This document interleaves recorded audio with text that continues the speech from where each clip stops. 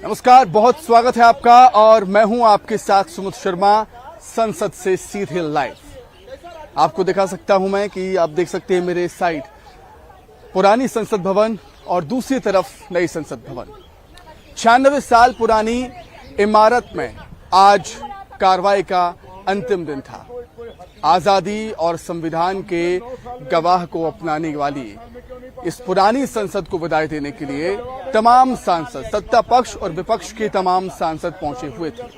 फिर पीएम मोदी ने सांसदों के साथ नए भवन में प्रवेश किया और नए भवन में प्रवेश होते ही, कार्रवाई शुरू होते ही एक ऐतिहासिक फैसला मोदी सरकार की तरफ से लिया गया। ऐतिहासिक फैसला था महिला आरक्षण बिल। जी हां, नारी शक्ति को आगे बढ़ाने के लिए, आधी आबादी को आगे बढ़ाने के लिए मोदी सरकार ने ये बिल टेबल किया है, पेश किया है। इस पर चर्चा कल होगी, लेकिन लगातार हम देख रहे हैं कि इस पर अटकलें थी। कांग्रेस लगातार हमलावर थी कि बिल को लाया जाए, प्रेशर एक तरीके से हम कह सकते हैं बना रही थी। नई संसद में पहला बिल पेश हुआ, महिला आरक्षण बिल, जिसे नाम दिया गया नारी शक्ति वंदन अधिनियम। मोदी सरकार का एक बहुत बड़ा फैसला। लोकसभा में महिला आरक्षण बिल पेश हुआ है। लोकसभा में विपक्ष ने हंगामा किया है और इस बिल के पास होते ही लोकसभा और राज्य विधानसभाओं में महिलाओं को 33% आरक्षण मिलेगा। ये बात भी कही है मेघवाल ने।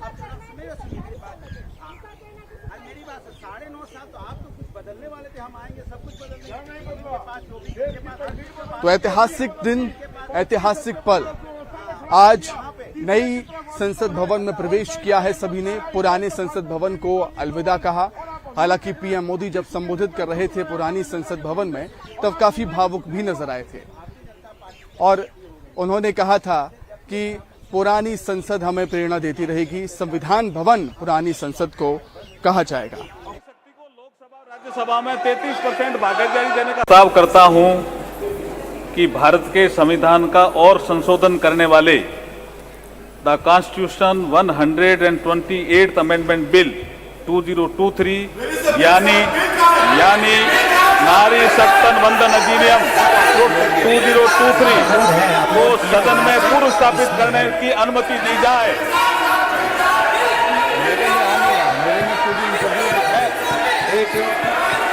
मैं बोलना भी चाहता हूं सर। सप्लीमेंट्री बिजनेस में देखिए, बिल को अपलोड, सप्लीमेंट्री बिजनेस में देखिए, बिल को अपलोड कर दिया गया है।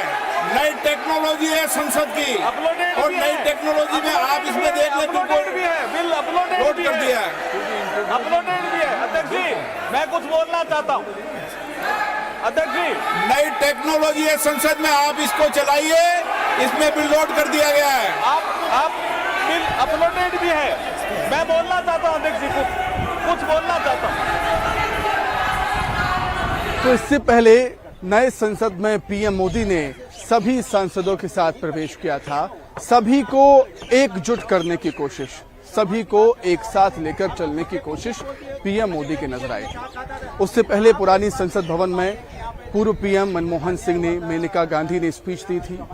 ये दोनों ही वरिष्ठ सदस्य रहे हैं लोकसभा के, राज्यसभा के। तो सभी को मौका दिया गया। एक अच्छी पहल, एक अच्छा जेस्चर केंद्र सरकार की तरफ से, मोदी सरकार की तरफ से देखने को मिला था। तो पूरा देश इस ऐतिहासिक पल का गवाह बना। अब नए संसद भवन से देश चलेगा। नए नए कानून अब यहीं से बनेंगे। पीएम मोदी सांसदों के साथ संसद के पुराने भवन से निकले, पैदल मार्च करते हुए नए संसद भवन में प्रवेश किया और पीएम मोदी ने नई संसद में पहला संबोधन भी दिया। पीएम मोदी ने कहा कि भारत एक संकल्प को लेकर आगे बढ़ रहा है। नई शुरुआत में भी सभी कड़वाहट को भुलाकर आगे बढ़ना है। भवन नया लेकिन विरासत के रूप में सेंगोल मौजूद है।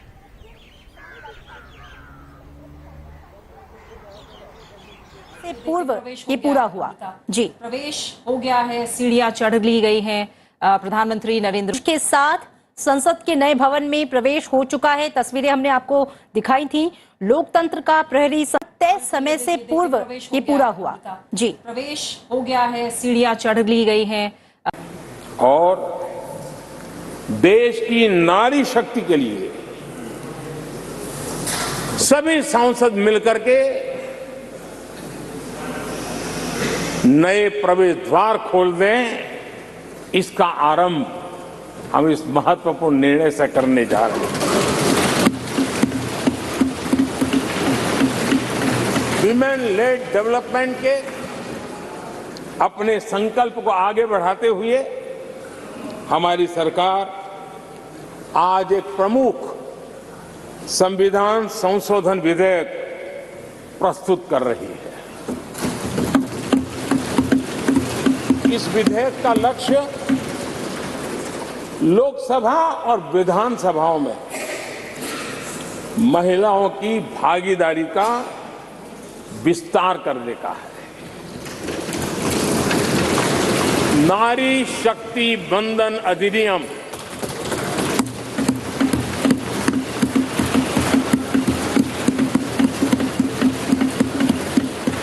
नारी शक्ति बंधन अधिनियम, इसके माध्यम से हमारा लोकतंत्र और मजबूत होगा। तो इस बिल के पेश होने के बाद बीजेपी के विधायक कृष्णा गौर ने खुशी जाहिर की और उन्होंने कहा कि ये बिल आधी आबादी के लिए एक बड़ी सौगात है। उन्होंने विपक्ष पर आरोप भी लगाए कि ये बिल पहले भी पेश हुआ, लेकिन विपक्ष के अड़ंगों की वजह से ये बिल पास नहीं हो पाया। ये आरोप लगाए कृष्णा गौर ने और उन्होंने ये भी कहा कि ये बिल अटल जी के समय लाया गया था, लेकिन विपक्ष ने समर्थन नहीं दिया। ये आरक्षण बिल महिला सशक्तिकरण की दिशा में एक बड़ा कदम। देखिए, भारत की संस्कृति हमेशा से यत्र नार्यस्तु पूज्यन्ते रमन्ते तत्र देवता की रही है। अर्थात समाज में, संस्कृति में महिलाओं की भूमिका महत्वपूर्ण रही है। कालांतर में महिलाओं के साथ जिस प्रकार से उन्हें समाज में पीछे धकेलने का काम किया गया, जिससे राजनीति का क्षेत्र महिलाओं से अछूता रह गया था, लेकिन देश में नए संसद भवन में प्रधानमंत्री श्री नरेंद्र मोदी जी की उस मंशा में कि महिलाओं का आर्थिक सशक्तिकरण, राजनीतिक सशक्तिकरण, शैक्षणिक सशक्तिकरण होना चाहिए, इस दृष्टि से हमारी सरकार जो बिल लेकर आई है उसमें निश्चित रूप से आने वाले समय में देश की अधिकांश महिलाएं लोकसभा और विधानसभाओं में चुनकर आएंगी और समाज की और देश की तस्वीर बदलने का काम करेंगी। अगर इसमें इतने सालों का डिले हुआ है तो आप भी दोषी हैं उसके। तो हर एक महत्वपूर्ण विषय पर, हर एक महत्वपूर्ण मुद्दे पर अपनी बात रखने वाली अभिनेत्री कंगना रनौत ने इस बिल के आने के बाद मोदी सरकार की तारीफ की है। ये ऐतिहासिक दिन है सारे देश की महिलाओं के लिए, पूरे देश के लिए। और जैसा मैंने बताया कि विमेन कितना सप्रेस किया गया है विमेन को ओवर द इयर्स, एंड इस तरह के जो करियर होते हैं। महिलाओं के भी रिएक्शन सामने आए हैं। राजधानी भोपाल की अगर बात कर रहे हैं तो इस बिल के पेश होने के बाद राजधानी भोपाल की महिलाओं ने खुशी जाहिर की। से ये एक अच्छा प्रस्ताव है, महिलाओं को और अपने सशक्त होने का मौका मिलेगा और वो हर क्षेत्र में वैसे भी आगे ही हैं और उनके अंदर की और क्वालिटीज और बाहर आएंगी और वो बहुत अच्छे से कर सकती हैं। तो ये मैं इसके बिल्कुल समर्थन में हूँ। मुझे लगता है कि हाँ, ये बहुत अच्छा है कि महिलाओं को आगे सशक्त होने का पूरा मौका मिलेगा और हम महिला शक्ति का पूरा प्रदर्शन करेंगे। आपको लगता है कि बेहतर तरीके से महिलाएं प्रतिनिधित्व कर सकती हैं देश का, प्रदेश का? बिल्कुल कर ही रही हैं और आगे भी करेंगी महिलाएं। में दिखाई पड़ रहे हैं और संभवतः ये लोग कांग्रेस पार्टी ने ये विधेयक को पारित किया था राज्यसभा। तो महिलाएं काफी खुश हैं इस बिल को लेकर। मोदी सरकार की जमकर तारीफ यहां पर मोदी महिलाएं करती हुई नजर आई हैं। लगातार हम देख रहे हैं कि महिलाओं को आगे बढ़ाने का काम मोदी सरकार करते हुई, चाहे वो 3 तलाक का बिल हो और ये महिला आरक्षण बिल आज सदन में पेश करना, टेबल करना। और महिलाएं यही कह रही हैं कि महिला सशक्तिकरण की दिशा में एक बड़ा कदम। पक्ष विपक्ष में तकरार जारी है। कांग्रेस ये कह रही है कि मनमोहन सरकार के समय ये बिल लाया गया, लेकिन अब बीजेपी इसका श्रेय लेने की होड़ में है। लेकिन जो भी हो, महिलाओं को इसका लाभ होगा।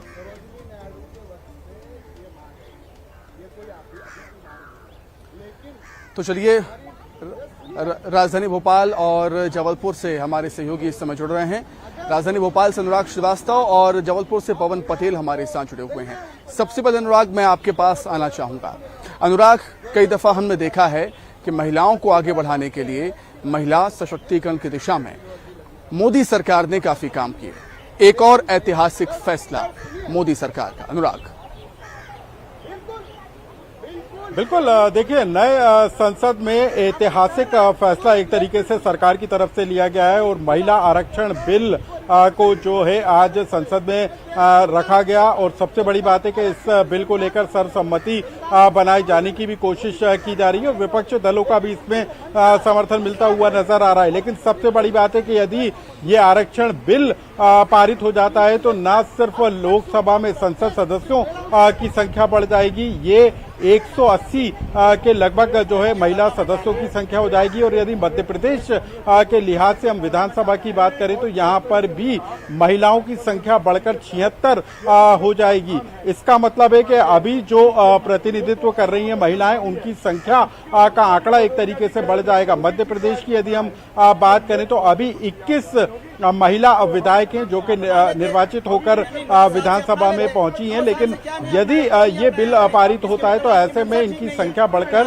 76 से 78 के करीब पहुंच जाएगी। तो यानी कि मतलब यही समझिए कि कैसे महिलाओं का प्रतिनिधित्व बढ़ जाएगा, उनकी हिस्सेदारी किस तरीके से बढ़ जाएगी, इस बात का अंदाजा लगाया जा सकता है। और जिस तरीके से आज पहले दिन ही नए संसद में इस बिल को पेश किया गया, उसके बाद जो महिलाओं की प्रतिक्रिया निकल कर आ रही है वो इस बिल को लेकर स्वागत कर रही है कि लंबे समय बाद इस बिल को मंजूरी दी जा रही है।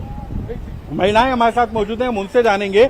आज नए संसद में आज पहला दिन था, श्री गणेश चतुर्थी के मौके पर श्री गणेश हुआ और बिल महिलाओं के आरक्षण का 33% आरक्षण मिलेगा। आपको लगता है महिलाएं सशक्त होंगी, इससे प्रतिनिधित्व मिलेगा? सभी प्रदेशवासियों को गणेश चतुर्थी की हार्दिक शुभकामनाएं प्रेषित करती हूं मैं। और ये जो बिल है जिस पे आज चर्चा हुई है, तो सबसे पहले तो मैं माननीय मोदी जी का धन्यवाद देना चाहूंगी, हमारे प्रधानमंत्री जी का, क्योंकि एक ऐतिहासिक निर्णय लिया है उन्होंने इस बिल पर चर्चा को शुरू कर जो काफ़ी सालों से अटकी हुई थी। और ये महिलाओं के गौरव को बढ़ाने वाली चर्चा है। देखिए, अगर ये आ जाता है तो बहुत ज़्यादा खुशी होगी मुझे एक महिला होने के नाते।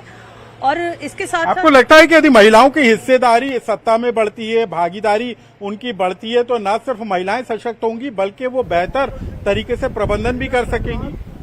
देखिए, अभी तो जैसा कि बिल अभी पास हुआ नहीं है तो हम इस पे टिप्पणी ना करें तो बेहतर होगा। लेकिन अगर महिलाओं को जब भी कोई कार्य दिया गया है तो उन्होंने हमेशा उस कार्य को बहुत अच्छे से निभाया है। आपको पता है, घर का चूल्हा चौका चलाने से लेकर चांद पर जाने तक महिलाओं ने हमेशा देश का गौरव बढ़ाया है। और भारतीय महिलाएं हैं, उनकी क्षमताएं अपार हैं, तो वो कुछ भी कर सकती हैं अगर उन्हें। बिल्कुल, आपको क्या लगता है कि जो बिल संसद में रखा गया है, ये महिलाएं सशक्त होंगी, मजबूत होंगी? ठीक है, दोबारा लौटूंगा मैं अनुराग आपके पास। पवन से भी रिएक्शन ले लेते हैं। जबलपुर में महिलाएं क्या कुछ कह रही हैं, देखिए। पवन, महिला सशक्तिकरण की दिशा में मोदी सरकार ने कई फैसले लिए हैं और जाहिर सी बात है, अगर ये बिल पास होता है, अभी तो टेबल हुआ है, चर्चा होगी कल, पास होता है तो महिलाएं इसका स्वागत तो करेंगी ही। जबलपुर में क्या कुछ कह रही हैं महिलाएं इस बिल को लेकर? जी बिल्कुल सुमित, जबलपुर में भी महिलाओं की जो प्रतिक्रिया सामने आई है वह बेहद स्पष्ट है कि महिलाओं की भागीदारी समाज के हर क्षेत्र में है और यदि ये बिल पास होता है तो अब संसद में राजनीति के क्षेत्र में भी महिलाओं की भागीदारी बढ़ेगी। जो महिलाएं घर संभालने से लेकर और इसरो तक में जो है वैज्ञानिक के रूप में अपनी भूमिका निभा रही हैं, तो वो कहीं ना कहीं राजनीति में भी बहुत अच्छा प्रदर्शन करेंगी। और आज का दिन जो है बेहद खास भी हो गया है क्योंकि आज जो है गणेश चतुर्थी भी है, आज संसद के नए भवन का शुभारंभ भी हुआ है और इसके साथ ही महिला आरक्षण बिल जो है वह भी पेश किया गया है। तो कहीं ना कहीं आज का दिन बेहद खास है और इसे बिल को लेकर महिलाओं ने जो प्रतिक्रिया दी है वह बेहद पॉजिटिव है। मोदी जी का धन्यवाद दिया है केंद्र सरकार को, इसके लिए धन्यवाद। छत्तीसगढ़ में क्या कहना है महिलाओं का वो हम जानेंगे। रायपुर से ममता हमारे साथ जुड़ी हुई हैं। ममता, विपक्ष की अगर हम बात करें, चूंकि छत्तीसगढ़ में कांग्रेस की सरकार है, विपक्ष अब ये कह रही है कि मनमोहन सरकार के समय ये बिल लाया गया और अब मोदी सरकार इसका श्रेय ले रही है, क्रेडिट ले रही है। ममता।